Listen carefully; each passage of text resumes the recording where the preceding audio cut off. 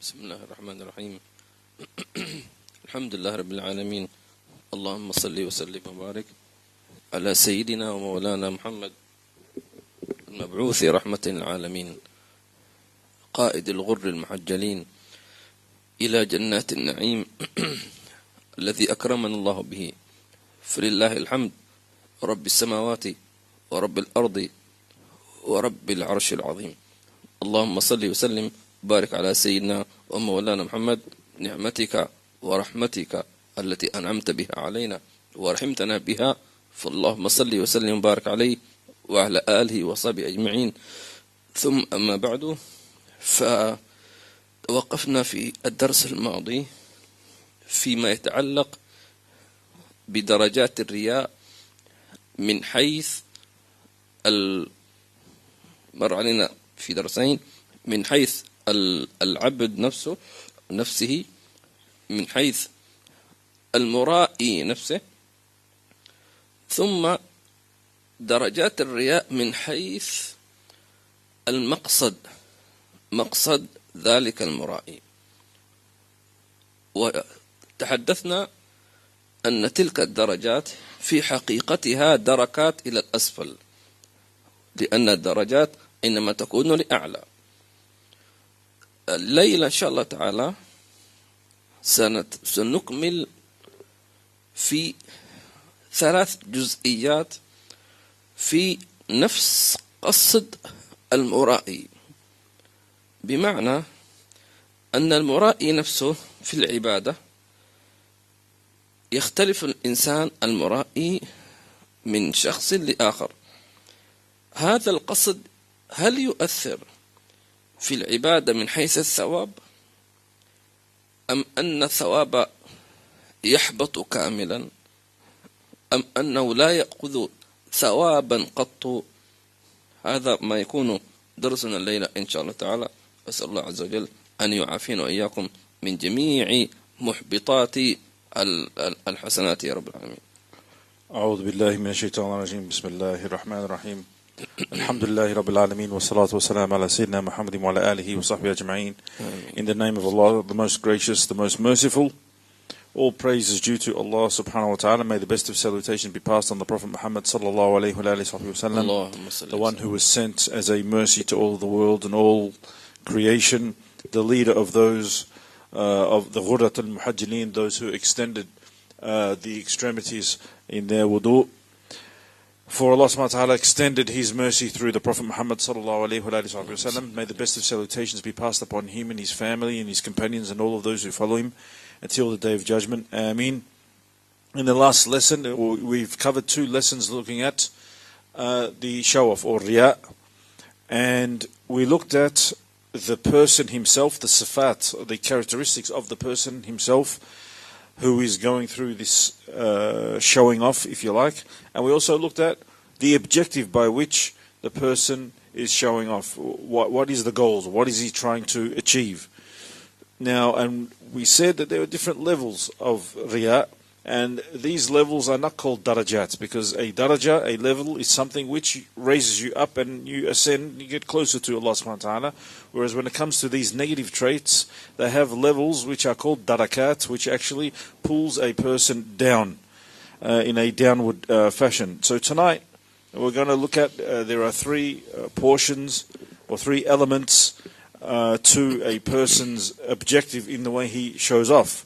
Now, for example, when it comes to acts of worship, if a person is performing an act of ibadah, he's different to others. We're talking about a person who is in a state of showing off. He's different from others who are, say, sincere, if you like, in their ibadah.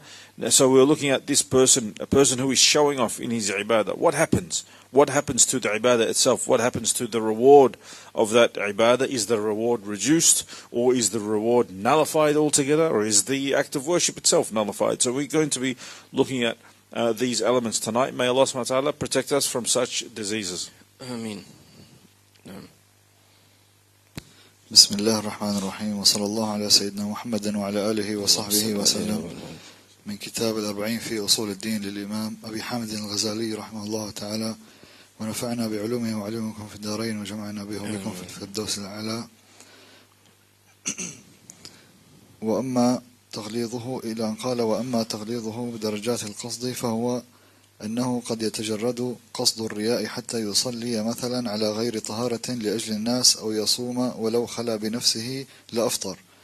وقد ينضاف إليه قصد العبادة أيضا، وله 3 أحوال: إحداها أن تكون العبادة باعثة مستقلة، لو خلا بنفسه لفعل، ولكن زاده رؤية غيره ومشاهدته نشاطا، وخف عليه العمل بسببه، فأرجو أن لا يحبط ذلك القدر عمله، بل تصح عبادته ويثاب عليها، ويعاقب على قصد الرياء أو ينقص من ثوابه. نعم، هذا كلام نفيس جدا ودقيق وعلمي. يقول الإمام الغزالي رحمه الله تعالى: الحالة الأولى أن تكون العبادة باعثة مستقلة، لو خلا بنفسه لفعل.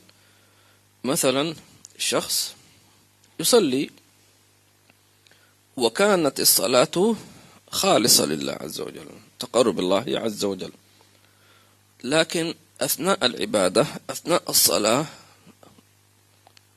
دخل عليه إنسان صديق أو كذا فحسن من صلاته عندما دخل هذا الإنسان.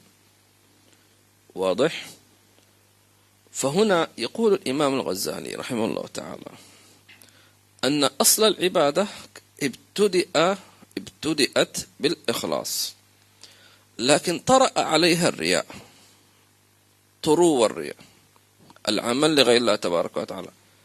فهنا يقول أن ما كان مخلصا لله أو خالصا لله يثاب عليه. افتتح العبادة بالإخلاص لله تبارك وتعالى يثاب عليه، وما طرأ بعدها من الرياء يحبط ذلك الثواب ويعاقب عليه. واضح؟ بينما العبرة، ننتبه، العبرة بخاتمة العبادة، لأنه من المشكل أن العبد يفتتح العبادة بالإخلاص ويختمها بالرياء. هذا سوء خاتمة. انتبه لهذا المسألة.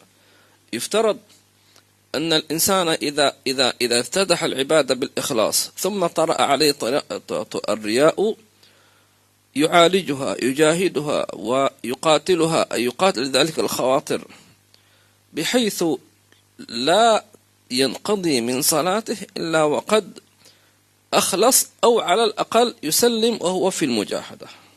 واضح؟ فلعل الله يكتب له ذلك أجر المجاهدة في سبيل الله. نعم. So, subhanAllah, in this passage, Abu Hamid al-Ghazali is very deep and very exacting in pointing out these issues of riya. He says the first condition or the first state is where, for example, the worshipper, he starts off an act of worship. So let's say he starts praying, he's in salat, and he starts off his prayer in a fashion where he is sincere, standing before Allah subhanahu wa ta'ala with the intention of getting closer to Allah subhanahu wa ta'ala. Yet during the prayer, whilst he is praying, someone enters the room, and so that person praying senses that someone has entered the room. So what does he do? He adjusts and perfects his outward form of the prayer. So Abu Hamid al-Ghazali says here, in such a situation, he started off the act of worship in a sincere manner, yet all of a sudden riya came in. Because he's now praying, he started off praying for the sake of Allah subhanahu wa ta'ala, somebody entered the room, so now he's praying for someone other than Allah subhanahu wa ta'ala. The point here is, the part of the ibadah, the part of the prayer which was done sincerely for the sake of Allah subhanahu wa ta'ala, he will be rewarded for it. And the part which was not sincere, in other words, that part of the prayer which was not done for the sake of Allah subhanahu wa ta'ala, he will be reprimanded for it. Now, the crux of the matter is, how does that person finish his salat? if he starts his salat, the problem is, if he starts his salat sincerely and ends his salat in a state of riya or showing off, this is where the problem is. Because that's how it's now become stamped. So he ends his prayer and it's the khawatim. We look at the way a person ends a particular act. However, if the person started off sincerely and then all of a sudden riya crept in, the show-off crept in, or his sincerity became spoilt because of somebody else's presence, the minimum that he should do is he should address himself before he finishes his prayer. He should address himself, talk to himself, what are you doing? Straighten yourself up. You're not doing this for another person. You should be doing this for the sake of Allah subhanahu wa ta'ala. So what would happen is, if he ends the prayer, inshallah, even though there may have been riya during the prayer that entered, if he ends the prayer and he has adjusted his sincerity back, so he's pulled himself back into line, inshallah he'll be rewarded for it. And as a minimum, he will end the prayer in a state of mujahada, striving against his own nafs. من هنا ينبغي أن نعلم تعلق النتيجة بخاتمة العبادة. وذكرنا أن لكل شيء خاتمة، فالصلاة خاتمتها لا خاتمة، اليوم له خاتمة، الليل له خاتمة، طيب الوضوء له خاتمة وهو غسل القدمين. فكل عبادة لها خاتمة ينتبه الواحد إلى تلك الخاتمة، لأنه حينما يختم عبادته بشيء طيب فإن الله عز وجل ينظر إلى الخاتمة، فإن وجدها طيبة قبل ما قبلها بفضل الله عز وجل سبحانه وتعالى.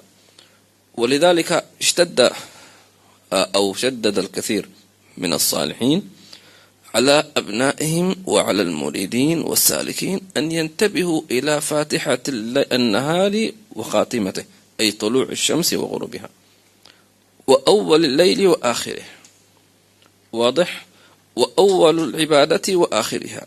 ينتبهون على العبد أنه ينتبه، تكون مستيقظ قبل الفجر، لأنه بداية النهار أو بداية يومك، وتستعد وتكون متوضئا قبل غروب الشمس. فهذا الاستعداد يعظم في قلبك العبادة، وبذلك تعظم بذلك المعبود تبارك وتعالى. ثم من حافظ على خاتمة ليله، ركزوا معي، خاتمة ليله وخاتمة نهاره وخاتمة عباداته وخاتمة أي مجلس يجلسه في بيته، في عمله، مع أصحابه، إذا اهتم بتلك الخاتمة يرجى له حسن الخاتمة. ولذلك النبي صلى الله عليه وسلم علمنا دعاء نقوله في آخر كل مجلس، يسمى إيش؟ كفارة المجلس. سبحانك اللهم وبحمدك أشهد أن لا إله إلا أنت أستغفرك وأتوب إليك. ما أعظمها من دعوات. سبحانك اللهم وبحمدك أشهد أن لا إله إلا أنت أستغفرك وأتوب إليك. أودوا أنفسكم أن تقولوا هذا الدعاء، سمي كفارة المجلس. سبحان الله، يكفرها أي يبطل ما كان فيها من الزلل. الإنسان أحيانا تزل عينه وتزل لسانه، لكن الذنب المتعمد يحتاج إلى توبة، واضح؟ كفارة المجلس هذا يقوله بعد نهاية كل مجلس، أي مجلس، مع أصحابك، مع زوجتك، مع أولادك، في العمل، أي مكان. ولا يشترط أن ترفع صوتك. لو أنت في اجتماع عمل وتستحي، بعض الناس يستحي، يقول لك كيف هذا، يقول لك هذا اجتماع عمل وأنت تقول سبحانك اللهم وبحمدك. ما أدري ليش نستحي، الله أعلم. لا أنت سبيت أحد ولا شتمت ولا، على الأقل تسمع نفسك بحيث من يكون بجوارك يسمعك. سبحانك اللهم وبحمدك أشهد أن لا إله إلا أنت أستغفرك إليك. ولا تبالي ولا تستحي، هذا لك أنت. عندما تموت بعدين تقول يا ليتني، ما حد بينفعك. اللي أنت كنت تستحي منهم لا حيكونوا عندك ولا معك ولا حيسألوا عنك ولن يهتموا بأمرك أصلا، فأنت ضيعت عمرك وضيعت دينك ودنياك وآخرتك من أجل هؤلاء. يا سبحان الله. أسأل الله عز وجل أن يثبتنا وإياكم على طاعة مرضاته. آمين. So here we should appreciate and understand that the result of any action is according to how you end that action. So you pay attention to how you end your salat, pay attention to how you end your day and your night, and pay attention to how you complete your wudu, how you end your wudu in the way you wash your feet.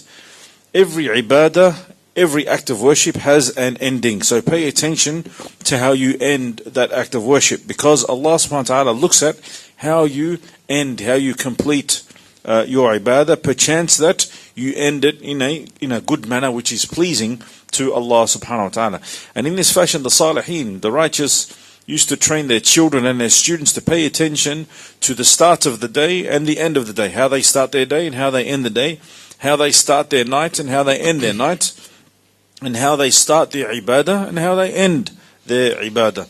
So when it comes to, for example, starting your day, they would train themselves to be ready before the entrance of Fajr, for example. Be in a state of wudu before Fajr enters, and be wakeful before sunrise comes upon them. In this way they are displaying their reverence and their respect and their love for the Creator, Allah subhanahu wa ta'ala. So looking at the way you end the night and the day, the way you end if you were to pay attention to how you end your night and end your day, and how you end your ibadah, and how you end any majlis, any gathering of people that you meet with, whether it's at home, your family members, or at work, or with your friends, if you were to always pay attention to how you end this interaction, any kind of interaction with any person and any act of worship and the night and the day, then there is much hope in you ending your life upon husn al-khatimah, ending your life in a manner which is pleasing to Allah subhanahu wa ta'ala, and one that you can be proud of on the Day of Judgment. In a hadith, the Prophet Muhammad sallallahu alaihi wasallam, he taught us a very simple dua in how we should end any majlis, and it's a beautiful dua, and it's a compensator. It erases any errors or anything that was wrongly said during the majlis, or compensates a person for any heedlessness that arose during the majlis. That is subhanakallahumma wa bihamdik nashhadu an la ilaha illa anta wahdaka la sharika lak nastaghfiruka wa natubu ilayk. We should be in the habit of reciting this dua at the end of any majlis. So it's so in the hadith it's without wahdaka la sharika lak. So subhanakallahumma wa bihamdik nashhadu an la ilaha anta nastaghfiruka wa natubu ilayk. This is the nas, this is the text of the hadith. So any majlis, be in the habit of saying this. And it's not a condition, you don't have to say it out loud so that people, if you're sitting at work, people don't make fun of you. What's this guy's, what's he saying exactly? But you can say it in a manner which is at least audible. Say it to yourself, it's audible. You might have a couple of people around you who may hear. And don't be embarrassed, because these people on the Day of Judgment, they're not going to save you. Okay? You'll realize it and you'll appreciate this on the Day of Judgment. May Allah subhanahu wa ta'ala make us steadfast in this, inshallah. وأهم خاتمة للإنسان في حياته قبل موته خاتمة يومه كاملا، وهو ما قبل النوم. قبل أن ينام فإنه بذلك يكون قد ختم نهاره وليله. ولذلك للأسف الكثير من الناس اليوم يهملون هذه الساعة أو هذه اللحظة ما قبل النوم، ساعة ما قبل النوم يهملونها كثيرا. وجاءت هذه الأجهزة الإعلامية فصار الناس يسهرون على مشاهدة يعني أي شيء ولو كان مباحا، إلا أنه يلهي عن الله عز وجل. ولذلك الإنسان نحن لا نحرم ما أحل الله. إذا كان إنسان يريد أن يعني يجلس مع أهله وكذا، فليجعل قبل نومه كما قال صلى الله عليه وسلم: اجعلوا آخر صلاتكم بالليل وترا، إن استطاع الإنسان. فإن وجد نفسه أنه سيتكاسل فليعجل بالوتر قبل النوم، يجب الوتر بعد صلاة العشاء. وهنا ملاحظة أيضا، الذي يصلي الوتر قبل أو آخر الليل مثلا، أو قبل النوم، قبيل النوم، هذا يسمى عنده عازم، أو يؤخرها آخر الليل، ينام ثم يستيقظ قبل الفجر فيصلي الوتر، هذا يسمونه عازم.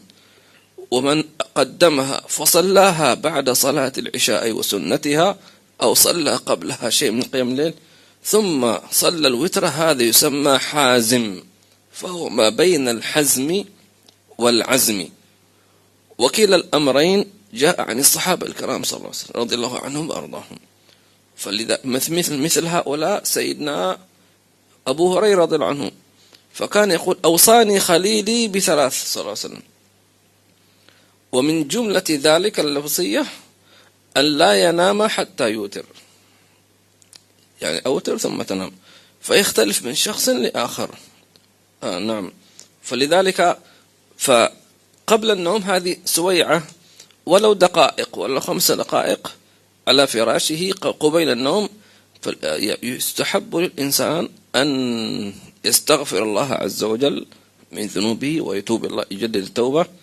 طيب، وأن يسامح من ظلمه، الناس الذين ظلموك وآذوك، تمام، أن تسامحهم إن استطعت، لأنها تحتاج هذه إلى عزيمة وإلى قوة وإلى قدرة. في بعض الناس مثلا يقولون: أنت ما تعرف، ناس ظلمونا ظلم شديد ما نقدر نسامحهم. نقول: صحيح، أنت لست مكلفا بذلك، ولكن نقول إن استطعت، فهي مرتبة عالية، ولأنها تخلق بأخلاق الكرام. الذي يعفو عمن ظلمه، هذه أخلاق الكرام، واضح؟ أخلاق الكرام. أما إذا أخذت حقك ممن ظلمك فهذا ليس بأخلاق، لأنه مثلك مثل غيرك، مثلك ما في، لم تتميز بشيء، لا صبرت ولا عفوت، واضح؟ فالصبر، فالثواب إما أن يكون على صبرك وإما أن يكون على عفوك. الله يجعلنا وإياكم، لا يجعلنا لا ظالمين ولا مظلومين في خير وعافية. And what's one aspect which we need to pay attention to is the way a person ends their day. What you do before you go to sleep. In this fashion, you are actually ending your day and your night, if you like. Many people, unfortunately, are negligent of this, and they are distracted. They are up either watching TV or on social media, whatever it might be, until they fall asleep. Now, there is no harm, obviously, in spending time with your family and that type of thing, whether it gets you all together. However, you should always dedicate some time just before you go to sleep in making sure you are ending your day in a way which pleases Allah subhanahu wa ta'ala. So, at the end of the night, you should try as much as possible to at least pray the witr prayer before you go to bed. If you find that you are lethargic, or you find that you're very sleepy normally when you go to bed, and you don't have the energy, then it's best that straight after Isha you pray your witr.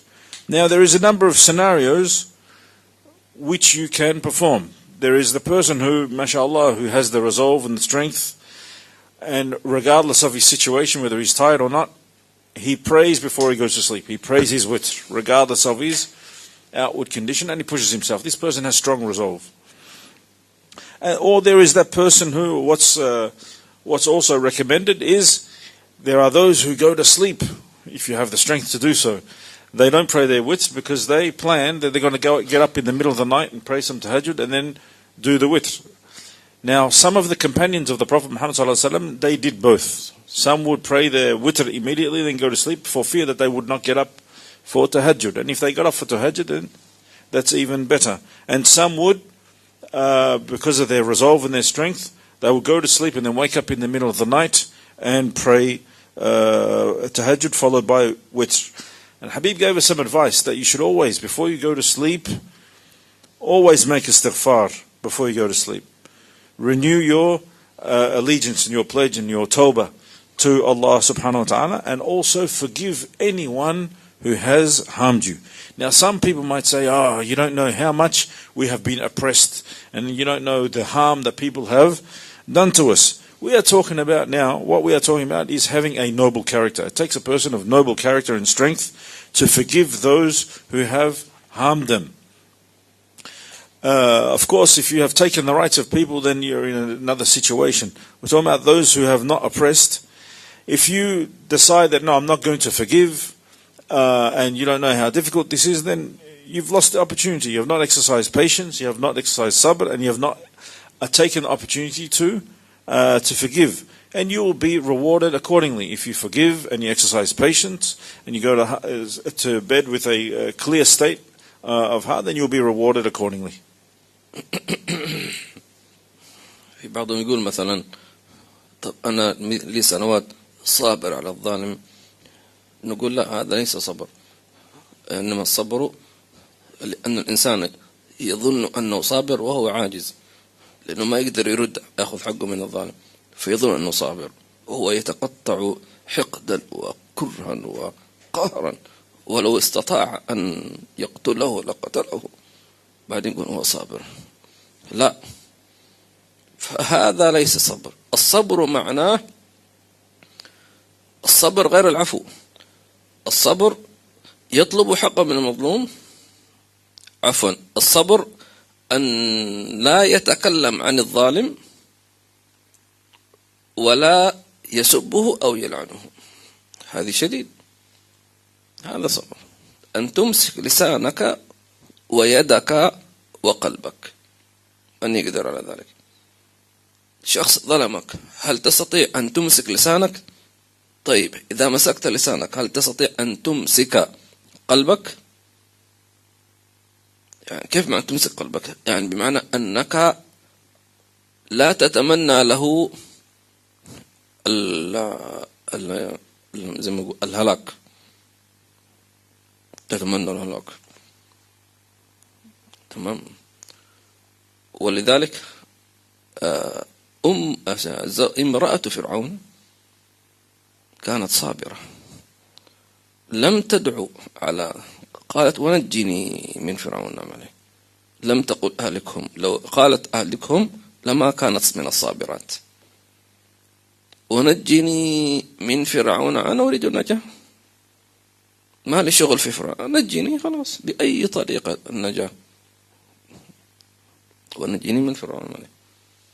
لذلك من هذا الكلام تجد أن أكثر الناس اليوم ما عندهم صبر، ولو 20 سنة يقول هذا أخذ حقي، وكل يوم يتكلم عليه، يسب ويلعن، وهذا الظالم وهذا الفاسق وهذا مش عارف يتكلم كده. لا حول ولا قوة إلا بالله، سبحان الله. ولذلك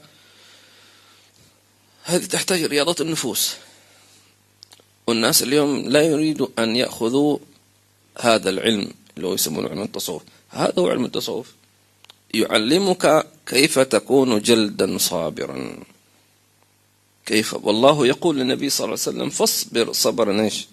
جميلا. جميل. فإما أن تصبر صبرا جميلا، وإما أن تعفو عفوا جميلا.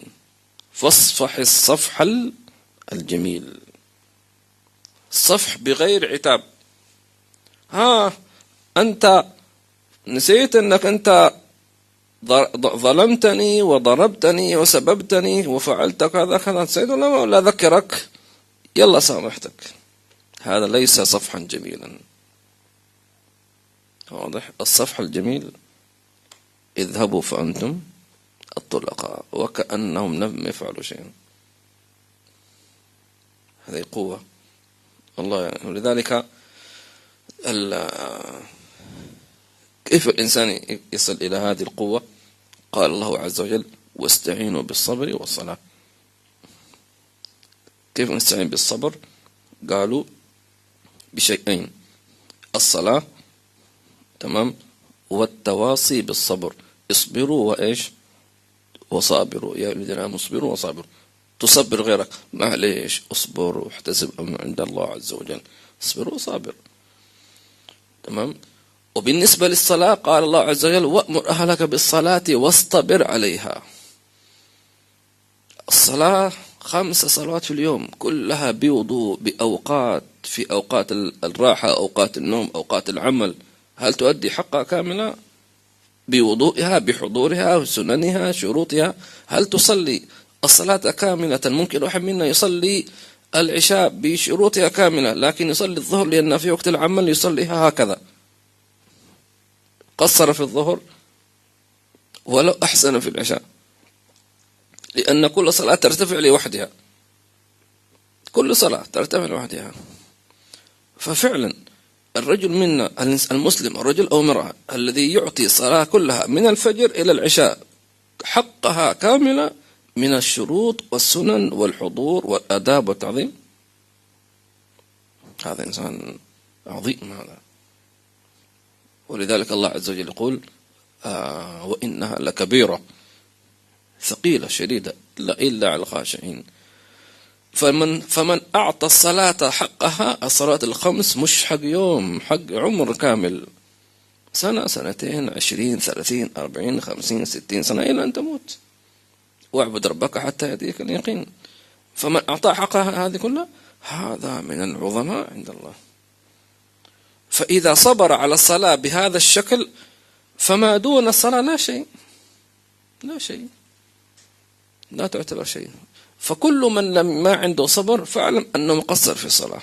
خذوها قاعدة، من لم يصبر في حياة الدنيوية فاعلم أنه مقصر في صلاته، أي مقصر من حيث أنه ما أعطى حقها. واضح؟ والذي يعين على ذلك، على الصبر على الصلاة، أن تصلي جماعة. ليش الجماعة؟ لأنك تنتظر، بينما الواحد ممكن إذا دخل الوقت حرق يقدر يصلي لوحده، الله أكبر السلام عليكم خلاص يريد أن يتخلف الصلاة. لكن لما تصلي جماعة وانتظر، وإذا أنت في البيت توقظ زوجتك وأولادك، يلا بنصلي مثلا كذا، ويلا ننتظر مع بعض، مجهود. وأمر أهلك بالصلاة واصطبر عليها. فالله يعيننا على ذلك، آمين، في عافية. لا إله إلا الله.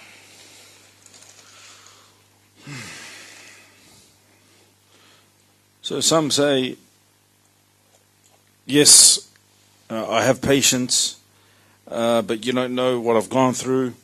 It's been very difficult. This kind of sabr is not. This is not sabr. To have this feeling in your heart. Yeah, I've been patient, but internally in your heart you think, oh, if I only had the chance. If he was right in front of me now, I'll tear him to shreds. I'll seek revenge, and I'll show him that so and so. That's not patience. You're not exercising patience at all. We're talking about sabr. True patience is not to talk about the person who has oppressed you, not to talk ill in a negative manner about the person that's harmed you, or to slander him, or to curse him. So what's required of you is that you hold your tongue, your heart, and your hand. You hold your tongue, your hand, and your heart. So you have been oppressed, you've been wronged by someone. Okay, you've exercised the ability to hold your tongue. You're not going to say anything. Do you have the strength to actually not even have negative thoughts in your heart towards that person, and not to have ill feelings, not to wish for that person's destruction? This takes a person of strength of character. The wife of Fir'aun, Asya, may Allah be pleased with her, she didn't make dua against Fir'aun. She didn't say, oh Allah, destroy him. If she made this dua, oh Allah, destroy him, she would not be classified as the sabirat. She would not be classified as those who had patience.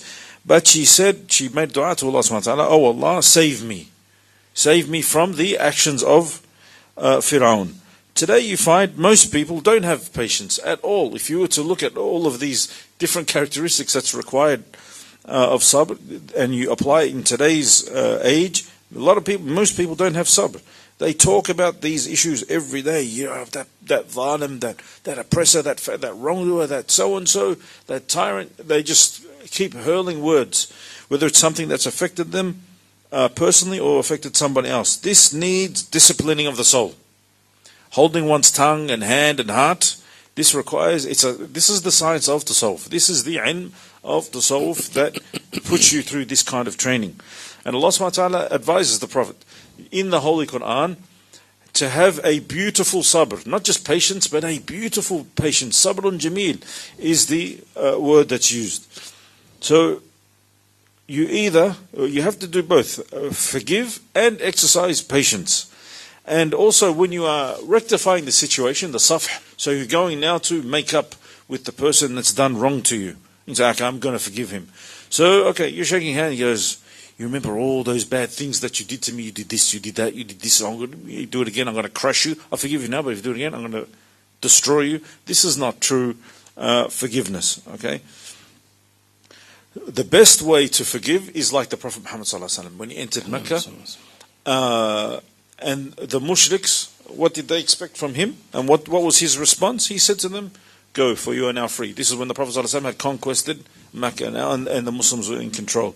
So he said, go, for you are free. This is the beautiful way of forgiveness. How can we now strengthen ourselves upon this way of having a beautiful patience? Allah subhanahu wa ta'ala advises us in the Holy Quran, وَاسْتَعِينُوا بِالصَّبْرِ وَالصَّلَاةِ, and rely upon exercising patience, and also use the salat. In salat, in conducting your prayers, it requires for you to have patience. This particular ayah, Allah subhanahu wa ta'ala is saying, stick to your salat, push yourselves in your salat, and enjoin each other to having patience. Encourage each other to having sabr. And Allah subhanahu wa ta'ala also says in the Holy Quran, enjoin your family to salat and be patient. Allah subhanahu wa ta'ala gives advice to all of us. Call your family members to prayer and be patient. So all of this, imagine the salat that's performed, the wudu, on fulfilling all of the conditions of prayer in salat. Now you look at a person, and you look at a typical day of a person. We're talking about now fulfilling the salat in its proper manner, respecting all of the conditions and fulfilling all the conditions internally and externally of the prayer. During Isha, you're at home comfortable, there is no rush. So you're relaxed and you're trying to fulfill all of the conditions of prayer. But what are you doing during Dhuhr time? When it's in the middle of the day and you're at work and you have to go and fulfill your Dhuhr. Do you go and you rush? So we're talking about now trying to fulfill all of the prayers from Fajr all the way through to Isha in a manner which fulfills every single condition. Imagine if a person does this. Isha from Fajr and all the way through to Isha, so all of his salats is performed with all of the condition. If a person does this, it would be, mashallah, a great person. Now Allah subhanahu wa ta'ala mentions about prayer in the Holy Quran. He says that prayer is heavy. It's a great action. It's a very heavy action, except for those who have fear of Allah subhanahu wa ta'ala. إِلَّا عَلَى الْخَاشِعِينَ. Those who fear Allah subhanahu wa ta'ala, for them, they run to it and they enjoy it. So imagine if you were to do this until you die, being patient and fulfilling all of your prayers. If you are patient with your salat and continuous, because for you to fulfill all of the conditions of salat externally and internally, it requires for you to have perseverance and patience. So if you were to do this continuously every day of your life, then any matter outside of salat is nothing, because you are training yourself already upon patience. Now you must know, a person who has little sabr in his daily affairs of his life, then know that this person has many shortcomings in his prayers, whether he's praying his prayers properly or whether he's doing his prayers at all. Now what helps you to fulfill your prayers? Pray in Jama'ah. It's because it requires more effort to pray by yourself, but if you pray in Jama'ah as well, that helps you be regular in fulfilling your prayers. And also praying in Jama'ah and calling your family and having to wait for everybody to get together for the prayer, it requires patience. So you are training yourself now in patience, in having patience. So you call your family and pray all together in Jama'ah. This will help you be steadfast, inshallah. جزاكم الله خير. لماذا قلنا الصلاة جماعة تعين على الصبر؟ لأنك كمأموم ما تقدر تكبر إلا إذا كبر إمامك، فلا بد تصبر، وما تستطيع أن تركع إلا إذا ركع إمامك تصبر، ولا تستطيع أن تسجد ولا حتى تسلم. يعني الإمام ماسكك ما تقدر تسلم إلا إذا سلم. ولذلك الإمام طبعا مخاطب بأن يخفف الصلاة على المأمومين. فلذلك تكون فيها إيش شيء من الصبر فعلا. نعم. So why is it that we said praying in jama'ah teaches one patience? This is especially true if you are following an imam. If you are standing ready to get in prayer, to start the prayer of jama'ah, you can't start before the imam. So you need to have patience, wait for the imam to start. So the imam's praying. You can't rush ahead. You can't bow down before the imam. You have to have patience. You can't go into ruku', you can't go into sujood before the imam. You have to wait for the imam to do all of these actions and then you follow. This requires patience. You can't even end the salat before the imam. You need to be patient. When the imam ends the salat, he gives salams, then you end. So it's in this fashion, the whole action of salat, especially if you're following imam, requires for you to have patience. أيضا مسألة مهمة شيء يذكر حينما ذكرنا أن تحفظ قلبك عن الظالم. لا يفهم من كلامي أنه معناه تحب الظالم، طبعا هذا فوق المستطاع إلا لأرباب القلوب العالية يتمنى الخير، لكن المقصود أن تحفظ قلبك أي أن تتمنى له هلاكا وسوءا أكثر مما آذاك به. تمام؟ مثلا لو أن ظالما مثلا شخص سرق موبايلك، واضح؟ سرق الموبايل، فالمظلوم الآن هذا ظلمك، أخذ فلوسك، أخذ شيء حقك عنك، فدعوت اللهم أحرق بيته. أنت ظلمت، تعديت، أنت يسمونه التعدي في الدعاء، ظالم. تمام؟ أخذ تلفون، تمام؟ المفروض أنك تدعو له أنك ما تزيد على ذلك، بيته كله حرام عليك. فصار المظلوم إيش؟ ظالما. وأكثر الناس اليوم هكذا، أكثر المظلومين اليوم يدعون على من ظلمهم بأكثر مما فعل بهم. ومنهم لا من يقول اللهم أهلك بيته وأولاده، يشوف أولاده يحترقون أمامه، ماذا بأولاده؟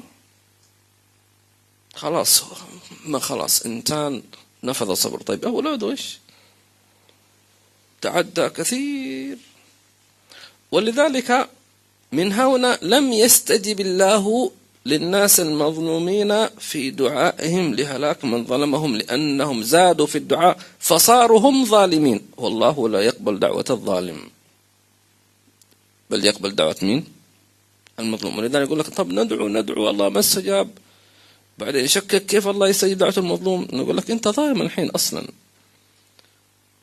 شفتوا الدقيقة هذه كيف؟ طيب ما هو الحل؟ الحل لك حالتان. إذا أنت تريد حقك من الظالم لك حالتان. الحالة الأولى أن تأخذ منهجية امرأة فرعون كما ذكرنا، نجيني من فرعون، أنا أريد النجاة بس خلصني من شرهم. واضح؟ الثانية أن تقول اللهم خذ حقي منهم، خلاص، ودع ذلك إلى الله. خذ حقي منهم.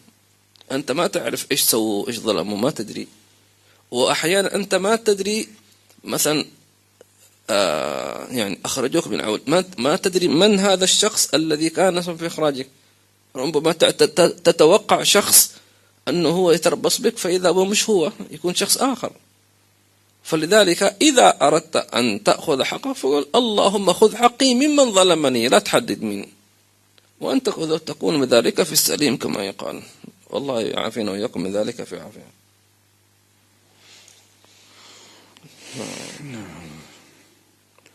Now we're talking about here now the heart of the person who's been oppressed. The intention here is to we're not saying, Habib's not saying that you have to love the person who has harmed you or oppressed you or usurped your rights from you.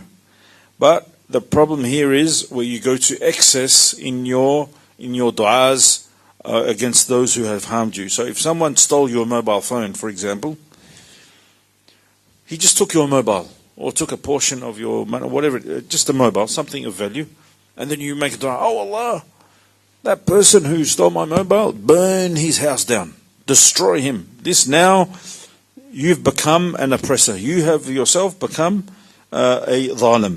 And people, subhanAllah, today, this is what they do. Somebody harms them, someone doesn't pay them their wages, their money or whatever, or took something from them, and they make dua seeking revenge over and above what has harmed them, what has happened to them. They say, burn his house down, destroy his kids, and destroy his life, and they go to excess in their du'as. And they wonder why Allah subhanahu wa ta'ala has not accepted their du'as. They say, I've been oppressed, yet Allah has not accepted my du'as. Well, your du'as now, you have become an oppressor. And Allah subhanahu wa ta'ala promises He does not accept the dua of an oppressor. So what's the solution? You can take, there are a couple of solutions for you. You can take the way of the wife of Fir'aun, who was in a state of oppression. And what did she say? She just said, oh Allah, save me. Save me from the actions of Fir'aun. So you can say the same. Save me from the actions of this oppressor. Or you can say, oh Allah, take my haqq, or return my haqq back to me that has been taken from me. And sometimes, and this is a very important point, sometimes something happens to you and you are supposing in your mind that it was a particular person who did this to you. You have to be very careful, because what if that person had nothing to do with it? Then your du'as against him means you are oppressing that person. So your du'as will be nullified. So the best thing to do is you make a du'a, oh Allah, return my right from those who have taken the right from me. That's it. So you're not being specific about any particular person. And at the same time, you are not putting yourself in danger of being an oppressor in your du'a. الثانية أن يكون قصد العبادة ضعيفا بحيث لو انفرد عن الناس ما استقل بالحمل على العبادة، فهذا لا تصح عبادته، والقصد الضعيف لا ينفي عنه شدة المقت.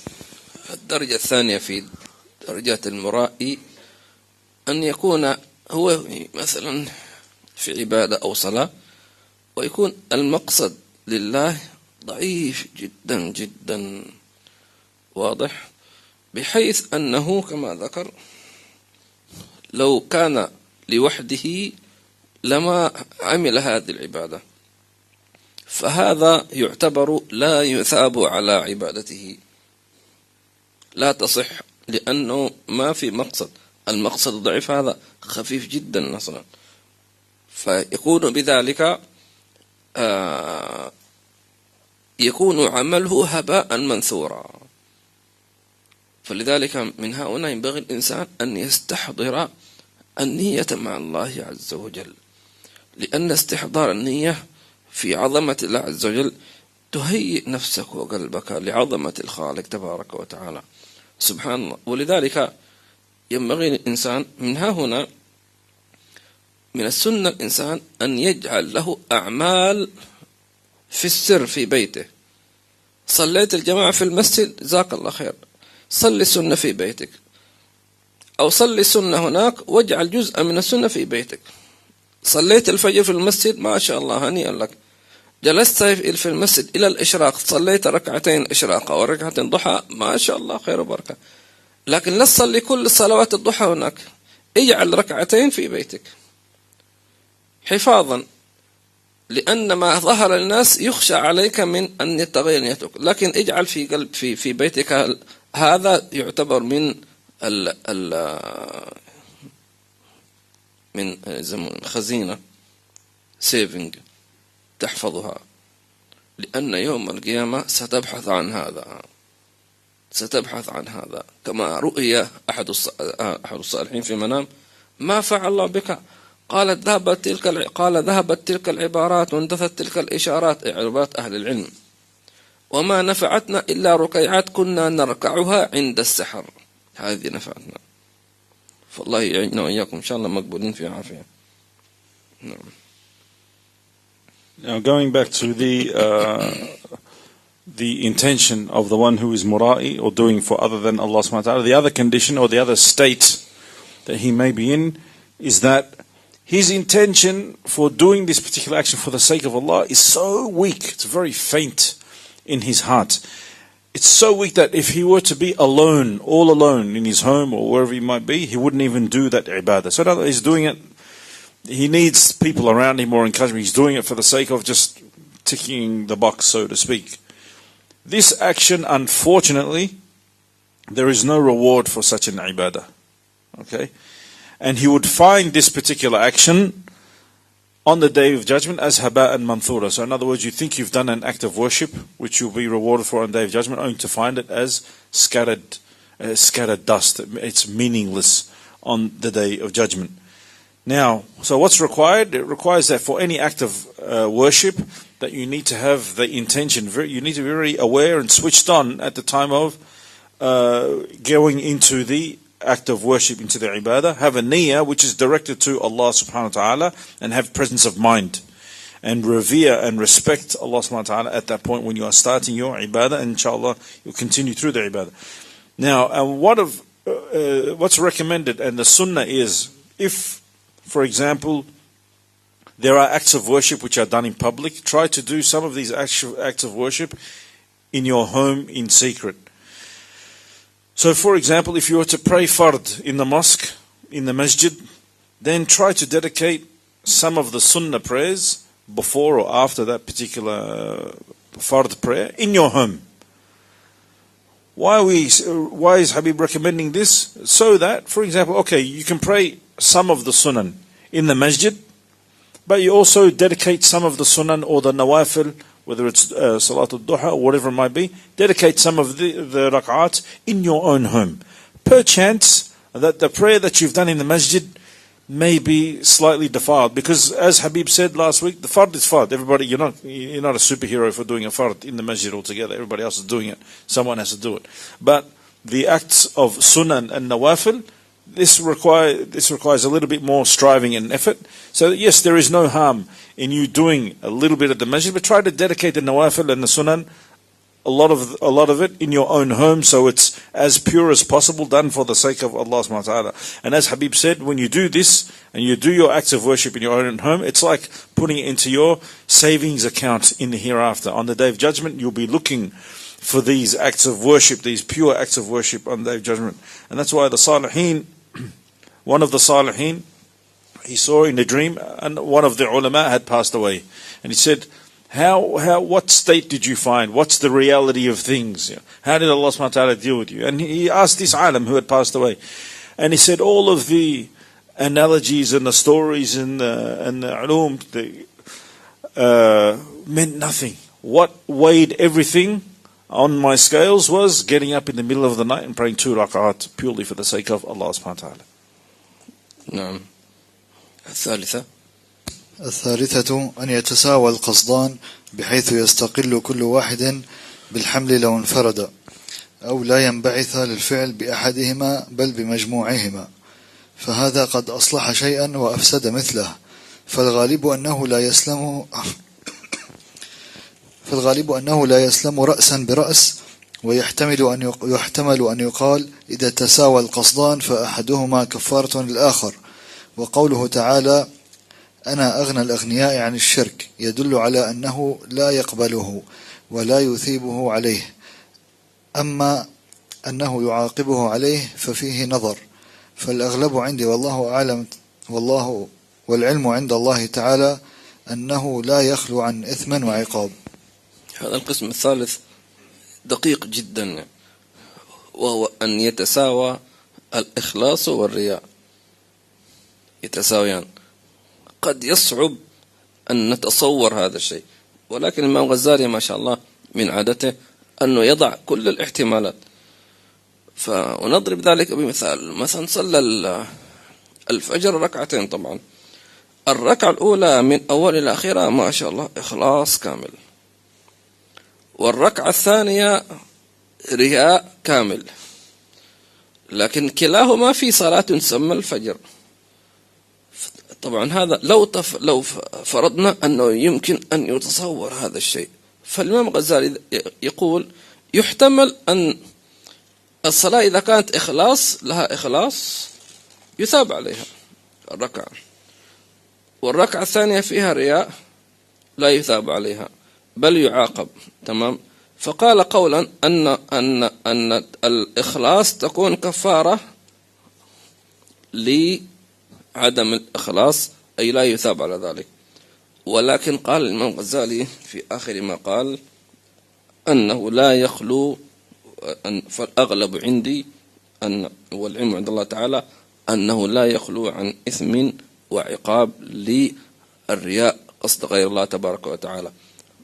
ملاحظة أخيرة، المقصود من الرياء هنا هو وجود القصد العبادة لفلان، لكن ورود الخاطر لا يعتبر رياء.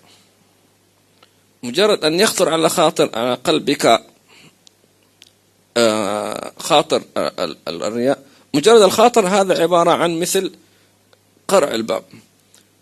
فالرياء هو المقصد، وجود المقصد الباعث، واضح؟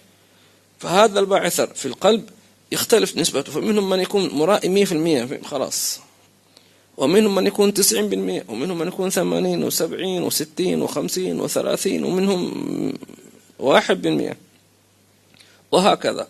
فاللهم اجعلنا من المخلصين والمخلصين إن شاء الله تعالى، آمين. SubhanAllah, in this third condition, and Abu Hamid al-Ghazali, mashallah, he addresses all possible scenarios. And that is where you have a situation where the level of ikhlas is equal to the level of one's riya in that particular act of worship. Now, it may be difficult to perceive or understand such a level, yet Abu Hamid al-Ghazali looks at all possibilities. So, for example, you have the Salatul Fajr. It's two rak'at. And in the first rak'ah, you are 100% praying sincerely for the sake of Allah subhanahu wa ta'ala. And in the second rak'at, you are 100% praying as a show-off. Someone's walked in, and all of a sudden, you become the biggest show-off in that prayer. So, there is the possibility that the first rak'ah, you are rewarded for it, because you are sincere, and in the second rak'ah that there is no reward for it because you are praying for other than Allah subhanahu wa ta'ala. Now there is also the possibility that because you are sincere in the first rak'ah, that would be a kaffara, or it would override or compensate for any show-off that could have emanated in the second rak'ah. However, Abu Hamid al-Ghazali, because he likes to err on the side of caution, would say that this would not free a person from being reprimanded for doing something for the sake of other than Allah subhanahu wa ta'ala. So, what is important is the intention in the person's heart at the time of doing the ibadah. What motivates that person to do the ibadah in the first place? Habib summarized it down to this point just to make it easy for us to digest. What is the motivator for you in doing that ibadah? Is it Allah? Inshallah, if it's Allah, then you are sincere. Whereas if something else has motivated you so that you can look like a righteous person, or you are doing it for the sake of other than Allah subhanahu wa ta'ala, then here is where the danger is. But if it's just a passing thought, so you've started off sincere and then a distraction comes to your mind, or a passing thought of being a show-off comes to you, then inshallah this will not affect the act of worship, as long as you follow the conditions that Habib mentioned earlier. And the levels of riya, the levels of being a show-off, differs from person to person. There are those that are 100% show-off, those that 90%, 80, 60, 20, 10, whatever it might be. In the end, may Allah subhanahu wa ta'ala protect us from such a disease and keep our intentions purely for the sake of Allah subhanahu wa ta'ala. تنبيهان مهمان. التنبيه الأول: حذاري أن يمنعك الرياء من العمل. بمعنى لا تقول خلاص أنا مثلا تريد أن تصلي الفجر في المسجد، فيجي لك الشيطان لا لا لا لا الفجر ما شاء الله أكيد الناس يشونك أنت إنسان كذا كذا، فصلي في البيت جماعة. ليش؟ طيب عشان أقرب للإخلاص. نقول لا، ترك العمل بأجل العمل لأجل الناس رياء، وترك العمل لأجل الناس شرك. لأن استوى الأمران، أو نقول نفس الرياء، من فعل للناس ومن ترك للناس هو نفسه. شوف حيلة شيطانية كيف، لأن العبادة إما فعل وإما ترك. فإما أن تصلي جماعة مثلا في المسجد ولكن قصدك رياء، أنت مرأي، ولكنك تركت هذا العمل. طيب واحد يقول طيب هو أصلا صلى في البيت خوفا من الرياء، نقول لأنه جعل نظره للناس يؤثر في اتخاذ قرار أصلي ولا أصلي، فصار المقصد عبادة فيها تدخل بشري واضح. فلذلك العمل إذن يكون لله تبارك وتعالى. التنبيه الثاني أو تفضل. So here there are subtleties here that Habib's explaining to us that you have to beware that the issue of riyā stops you from doing a righteous deed. So for example, you intended or you want to go to Fajr, you wanted to go and pray Fajr inside the masjid in Jama'ah. And the devil tells you, he comes to you, says, no, don't pray. You're going to go to the masjid to pray Fajr. People are going to see you as a show-off. Better stay home. This is a trick of the devil. So, and at the same time, if you were to do this, where you're saying to yourself, I'm going to stay in the masjid because I don't want people to think such and such about me, then you're leaving the action for the sake of people. So you're stuck between riya and shirk. You're doing something for other than Allah subhanahu wa ta'ala, or leaving something for other than Allah subhanahu wa ta'ala. Because any action, any act of good deed, there are actions which you must do, and there are actions which you mustn't do. And the intentions under any circumstances should only be Allah subhanahu wa ta'ala. If you mix your intention to be based on people, then here you'll get caught between riya and shirk. Now, if praying in the masjid for the sake of the people, you'll fall into being a show-off. And if you were to stay home because of the people, you may fall into the act of doing something for other than Allah subhanahu wa ta'ala, which is shirk.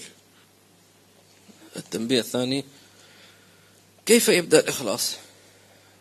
يعني أول خطوة عشان نسهل الأمر إن شاء الله تعالى يا مسهل، كيف يبدأ الإخلاص؟ يعني يبدأ الإخلاص باستشعارك أن الله يراك،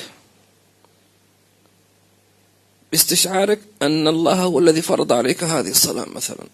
وجود صفة من صفات الله في قلبك، من نظره، من حضوره، من جلاله، هو الذي فرض عليك. أنا بدأت بهذا، فاستمراره كلما إذا استمر هذا الاستحضار معك استمر معك الإخلاص. فوظيفة الشيطان تشويش هذا الأمر، فلا تدع أن الشيطان يشوش عليك، لأن حينما يشوش عليك يريد منك التفاتة، فهنا بذلك أنت بدأت تنحرف. طبعا هي تحتاج إلى مجاهدة وإلى صبر واستحضار حتى يخلصك الله من الشيطان. إن شاء الله طبعا نتكلم بالتفصيل في دروس قادمة عن الإخلاص. اللهم وفقنا لما تحب وترضاه والحمد لله رب العالمين. So the second point that Habib wants us to pay attention to, how do we start off being sincere? You start by firstly imagining that Allah subhanahu wa ta'ala sees you, and that Allah subhanahu wa ta'ala has deemed that this particular action is fard, it's an action that you must fulfill. So the presence of any characteristic or sifa or trait of Allah subhanahu wa ta'ala in your heart, that He's present, He's ever watchful, He's monitoring, and He is omnipresent, having this in your heart is a planting of the seed. And you need to continue nurturing this seed so the sincerity grows within your heart. The devil will always try and come to you and spoil this and distract you from this until you go off the path. And so it requires constant mujahada, constant striving, and Habib said he will address it inshallah in further lessons. وهناك من يتابعنا من أمريكا ما شاء الله. الساعة كم في أمريكا؟ ديترويت 11-12 AM ما شاء الله. في ملبون الساعة 3 صباحا. فجزاكم الله خير. أم هيبة بارك الله فيكم، وأم هيبة هذه ما شاء الله عندها بنت تحفظ القرآن الكريم. نعم. وكذلك بارك الله فيهم، وإن شاء الله كل من يتابعنا وكل من يعني مهتم بهذه الدروس، جزا الله خير من بث هذه الدروس ومن ترجمها ومن ترجمها بأي لغة ومن لخصها ومن كتبها ونشرها، وجزاكم الله خير. الله يبارك فيكم ويجعلنا وإياكم ممن يستمعون القول فاتبعون أحسنه. اللهم خلصنا من الرياء والحقد والحسد والكبر والعجب وكل أمراض القلوب. اللهم حلنا بالإخلاص والصدق والتواضع والتذلل والرحمة يا أرحم الراحمين. اللهم آت نفوسنا تقواها وزكها أنت خير من زكاها، أنت وليها مولاها. ربنا ظلمنا أنفسنا وإن لم تغفر لنا وترحمنا لنكونن مخاسرين. توفنا مسلمين وألحقنا بالصالحين يا رب العالمين. بصير أسأل الفاتحة وإلى حضرة النبي.